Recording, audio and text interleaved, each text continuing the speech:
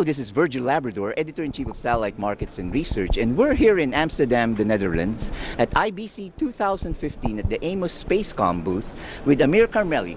Amir Carmeli has just been recently promoted. He is a Senior Vice President of Sales, mainly responsible for Africa. So here to talk about his responsibilities in that region is Amir. So Amir, welcome again to this videocast. Thank you very much, Virgil. Pleasant being here. Yes, Amir, you're now responsible for Africa. What does Amos Spacecom offer the African market? We started working in Africa about 3 years ago when we launched Amos 5.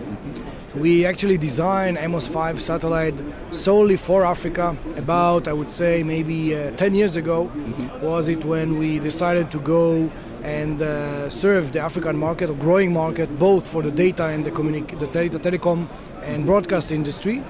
And we well designed a satellite that will serve the specific needs of the different areas, cultures and geography of these two main markets, data and broadcast.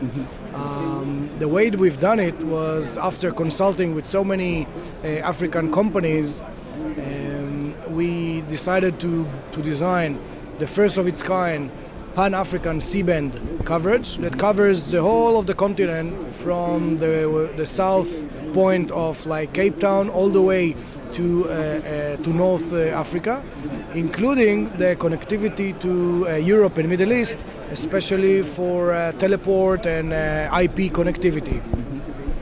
This beam is the largest, or in terms of power, is the most powerful in its kind.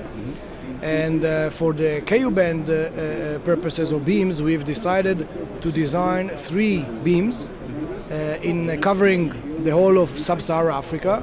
One in the southern Africa side. The other one is for the French-speaking countries. It's specifically Western Africa, as well as Mauritius, La Réunion area. And the third one is what we call the English-speaking Central Africa, which includes both East Africa, Uganda, Kenya, etc., Tanzania, and Nigeria, Ghana. Now, this is what we've done in terms of the satellite. In terms of the services, what we are successful in today is exactly in those 2 domains. In terms of data, we are very successful in mobile backhaul, in all kinds of VISA type of implementations, as well as our innovative hybrid broadband solution, which connects both satellite and cellular infrastructure, providing broadband to the end users. And on the broadcast side, we are focusing on a few areas. One is pay TV DTH platforms. We are very proud to provide services to new DTH platforms, Consat, ACTV, Nigeria, 2 platforms in Tanzania, Ting and Sahara Media. The other side of the broadcast is free-to-air neighborhood. We are proud to provide the best free-to-air neighborhood, especially in the west side of Africa. The 1617 East position is well known as the leading position in terms of free-to-air channels, both international and African channels, which allows millions of African people to afford entertainment or basic entertainment in terms of channels of their countries and neighboring countries, as well as international channels like TV5 Monde Afrique or France 24.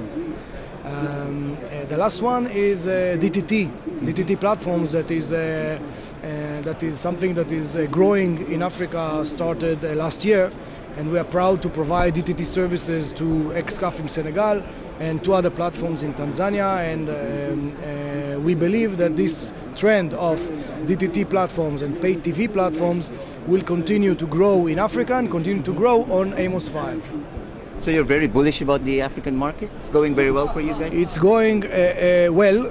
Very well is always an objective, but I think it is going well, especially in terms of the broadcast and in terms of the mobile backhaul for the data. Obviously, internet connectivity is not growing as it used to be in the past due to other technologies that are out there, specifically fiber networks.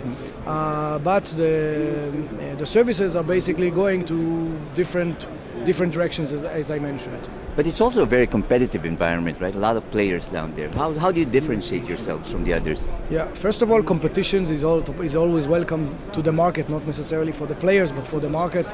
It makes everybody work harder, provide better service, better flexibility, etc. The reason why there is more competition is because of the growth of the African market. I believe that the growth pace is much higher than the competition or the availability of additional capacity, and eventually we believe that our unparalleled service and support, which provided us the reputation that we have gained so far, will help us in continuing to serve the needs of the African market in the satellite domain. Right. Now you're also partly responsible for some areas in Europe, and you used to cover actually Europe. And since we're here at the IBC, talk about what you offer for the European market. I understand you just launched a new satellite, and it's going to come online soon. Yes, today we are running 4 satellites. And we are about to launch another one, Amos 6. Amos 6 is being launched is planned to be launched next year in the end of first quarter, in March timeframe. Amos 6 for us is basically helping us with different missions. The first one is replacing Amos 2, which is approaching its end of life in Far West. The second one is adding. For the first time in Far West or for Amos, adding pan-European coverage, pan-European KU coverage all the way from UK to Russia.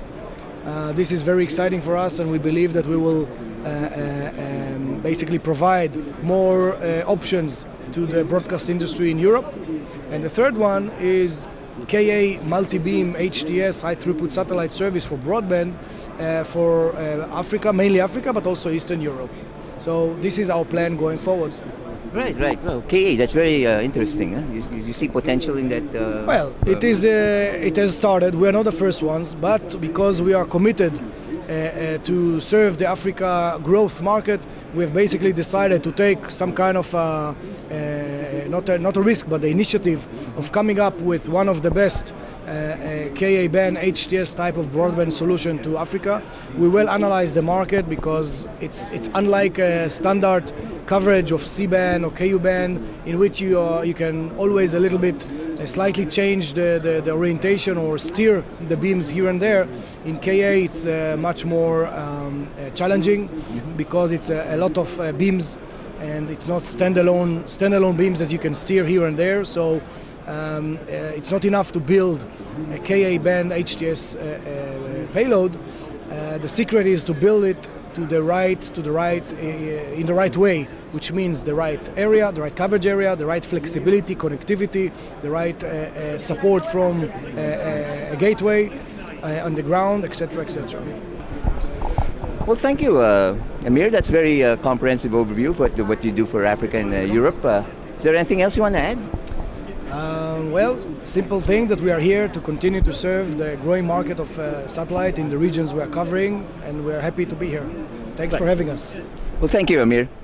And for all the news and information on the global satellite industry, you always have Satellite Markets and Research at www.satellitemarkets.com.